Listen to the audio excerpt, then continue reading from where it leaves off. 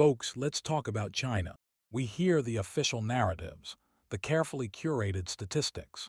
But beneath the surface, are we witnessing the People's Republic navigate its most perilous economic landscape since its founding in 1949? The signals suggest serious headwinds, and there's a growing suspicion that Beijing might be running a sophisticated shell game with the numbers. We've had candid, off-the-record conversations with financial insiders in China's sharp minds who, for obvious reasons, prefer anonymity. Their take, the reality on the ground, is far removed from the polished official story. They see significant economic deceleration, a trend the government seems keen to downplay. So, what's really going on in the world's second-largest economy? Let's zero in on the job market, often the canary in the coal mine for broader economic health. The National Bureau of Statistics recently reported a February urban surveyed unemployment rate of 5.4%, a slight uptick. Now, 5.4% might not sound catastrophic in isolation, but let's peel back the layers of this onion, shall we? Does this number truly capture the employment pulse, or is it perhaps convenient window dressing for the growing difficulty many face finding decent work? Today, let's dissect this 5.4% and explore what it really means for incomes, living standards, and frankly, your future financial security if you have exposure to or compete with the Chinese market. The employment landscape is the bedrock of consumption, business confidence, and ultimately, economic trajectory. Healthy employment fuels wage growth, consumer spending, and a virtuous cycle. A weak job market that leads to belt tightening, business pessimism, and a potential deflationary spiral. Now, look closer at the data. The unemployment rate for locals, hukou holders, is 5.6%, higher than the 5.0% for migrant workers. This suggests urban jobs might still exist for migrants, but potentially concentrated in grueling, lower-skilled sectors. Think manufacturing floors, delivery routes, logistics warehouses.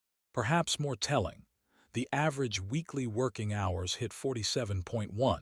Let's be clear, that's not the sign of a booming economy with ample opportunity.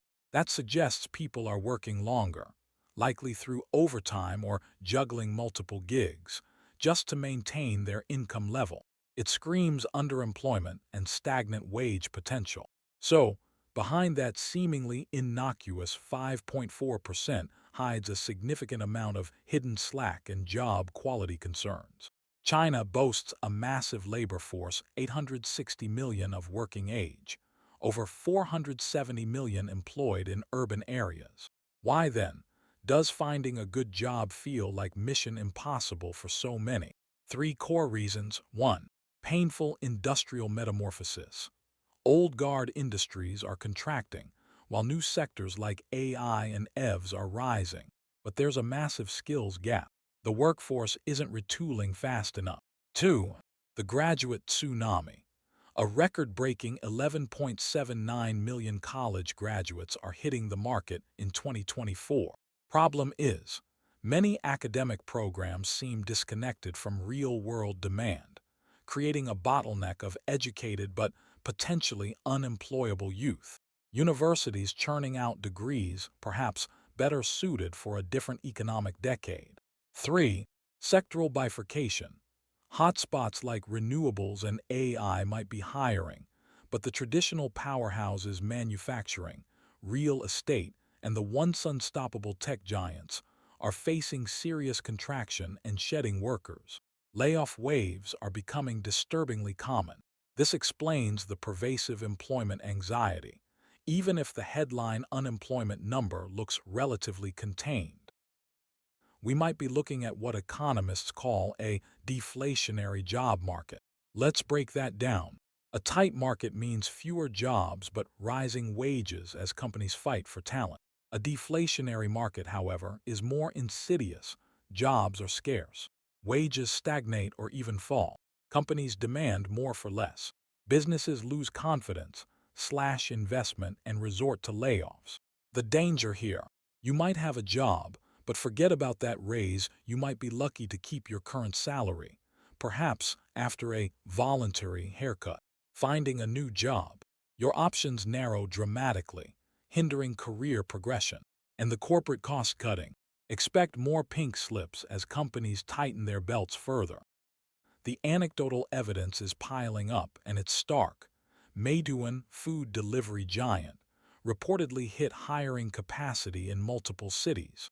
Didi ride-hailing flashed warning signs about driver saturation in some areas.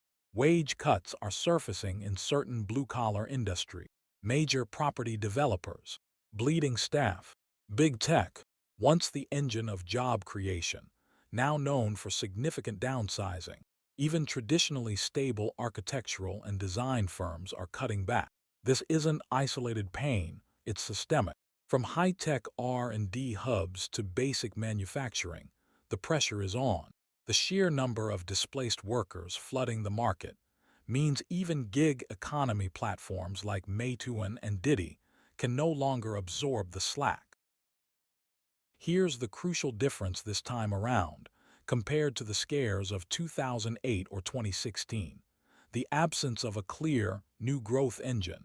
Back then, even amidst global turmoil, China's internet economy was exploding, creating jobs and driving growth. Today, that engine has largely plateaued. The tech giants have hit a wall. Where's the next big thing to pull the economy forward? It's not obvious. This forces brutal competition within existing markets, a zero-sum game for a potentially shrinking pie. And here's a deeply concerning undercurrent: household balance sheets. A significant portion of the Chinese population, appearing financially stable on the surface, is actually leveraged to the hilt, primarily through mortgages taken out during the property boom of the last 6 years. Sound familiar? It's not unlike the precarious positions of some giant, teetering property developers. Think about the implications. If property values don't resume their upward march, or if job security evaporates, or if an unexpected financial emergency hits, millions could face mortgage defaults. This isn't just personal tragedy, it's a potential systemic risk.